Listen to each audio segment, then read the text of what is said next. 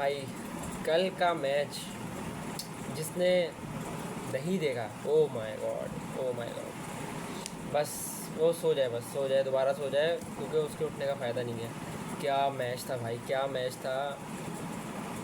Extremely dominating, extremely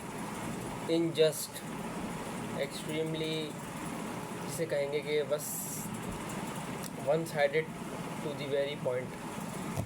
कल का जो मैच था वो प्योरली रियल मैड्रिड की स्ट्रेंथ को शो करता है, और सिर्फ इसलिए नहीं कि मैन सिटी मज़ीद एक रिड्यूस्ड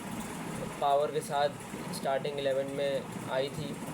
जो कि ऑब्वियस सी बात है, हालैंड को जो एक तरीके से इंजरी स्केयर है, फिटनेस स्केयर था, और केविन डी ब्रुयने की अपनी इंजरी थी, तो उसको अगर हम हटा दें। लेकिन अगर ये पूरा गेम हम देखें फ्रॉम स्टार्ट टू फिनिश, क्योंकि पूरा एक गेम था वो कंटिन्यूसली, जो शुरू में प्रेशर था, जो ओपनिंग 3 मिनट का स्पेल था, उसमें ना थोड़ी सी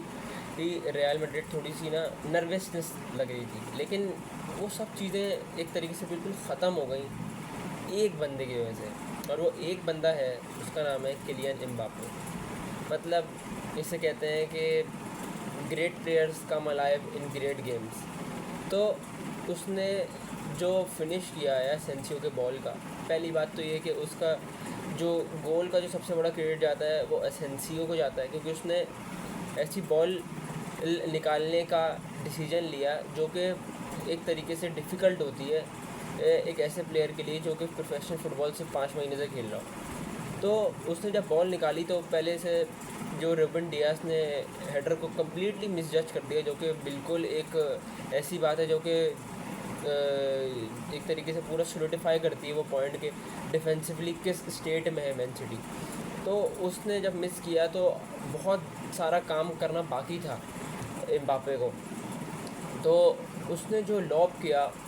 वो एक इंतहाई इनक्रेडिबली प्रिसाइज और टू दी पॉइंट था, वो इंतहाई ब्रिलियंट फिनिश था, जो कि एक टॉप क्वालिटी प्लेयर की निशानी होती है। और उसने जब वो गोल मारा तो एक तरीके से पेप गार्डियोला का जो रिएक्शन था, और जो पूरा एक स्टेडियम के अंदर जो एक रॉर सी उठी, उससे एक तरीके से ना रियल मैड्रिड दोबारा से रिवाइटलाइज हो गई। एक तरीके से जो नर्वसनेस ओपनिंग 3 मिनट्स की थी वो कम्प्लीटली ख़त्म हो गई, और मैन सिटी की फेसेस से ख़त्म होने का चांस लग चुका था, क्योंकि उनको ऑलरेडी पता था कि अगर रियल ने कभी भी इस मैच के अंदर गोल मारा, चाहे वो लास्ट मिनट में क्यों ना हो, वो मैच उनके लिए ख़त्म हो जाता, जो कि उनके साथ ओपनिंग 4 मिनट के अंदर ही हो गया, क्योंकि ये बहुत बड़ी बात थी। और अगर देखा जाए उसके बाद से तो प्रॉबली पोजेशन फर्स्ट हाफ के अंदर मैन सिटी ने ज़्यादा रखा, लेकिन वो कहते हैं ना कि you can have the ball and we can win the game. तो उन्होंने पासिंग तो रखी लेकिन विदाउट पेनिट्रेशन, क्योंकि उनकी स्टार्टिंग 11 के अंदर कोई ऐसा था नहीं। फिल फोर्डन मुझे समझ में नहीं आता कि उसको जो है वो इतना हाइप क्यों किया गया, क्योंकि उसका अगर जो गेम है वो इस तरीके से बिल्कुल भी नहीं है जिस तरीके से उसको हाइप किया जाता है। वो अगर राइट विंग पे खेलता है तो वो टेक ऑन्स कर नहीं पाता, अगर वो टेक ऑन्स करता है तो वो बॉल लूज़ कर देता है, क्रिएटिविटी वो दिखाता नहीं है। और सवीनियो जो है वो उसको लेफ़्ट विंग पे खिलाया था पेप गार्डियोला ने, तो वो लेफ़्ट विंग पे इतना अच्छा नहीं करता जितना वो राइट विंग पे कर सकता है। तो 2-3 इंस्टेंस पे उसने किया, लेकिन जो बात थी वो ये थी कि मामूस जो है वो प्योरली एक नंबर 9 नहीं है, लेकिन उसको खिलाया गया क्योंकि कोई चारा नहीं था मैन सिटी के पास, क्योंकि उनको एक तरीके से अटैकिंग थ्रेट तो दिखानी थी, और उनके साथ और भी एक तरीके से उनका प्लान फ्लॉप हो गया जब जॉन स्टोन्स को 7 मिनट के अंदर इंजरी हो गई। और वो पता नहीं कि वो क्या इंजरी है, ग्रॉइन है या कोई हैमस्ट्रिंग है, लेकिन उसकी वजह से जब हुआ तो एक पूरा गेम में स्विच आ गया। और जो सेकंड गोल जो रियल ने मारा वो मेरे हिसाब से तो एक तरीके से चांस चला गया था, क्योंकि जो जब विनीसियस ने बॉल खिलाई तो वो थोड़ी सी तेज़ थी, little bit it against the runner थी वो बॉल, क्योंकि वो दूर जा रही थी रोड्रिगो से, लेकिन रोड्रिगो ने अच्छा किया कि कुशनोव के नटमैग पास किया उसको, और उसके बाद बहुत सारा काम करना बाकी था, क्योंकि अगर हम वो देखेंगे तो मैड्रिड के जो एम्बाप्पे है उसके आसपास तकरीबन 5 बंदे थे, तो उसने जो फेक शॉट किया वो इंतहाई एक जिसे कहते हैं ना कि इंतहाई जिसे कहेंगे कि वो कि वेस्टेड वाला जो सीन होता है एक प्लेयर के साथ, वो हुआ। और एक साथ और फिर जो है वो जो फिनिश था वो तो एक रिलेटिवली इजी था, क्योंकि जो उसने स्किल की थी उसने तकरीबन पूरा गोल बना दिया उसको। और इसी तरीके से जब वो हाफ़ टाइम में वो लोग गए तो पहले से पता था कि अब तो कोई चीज़ है नहीं इस मैच के अंदर।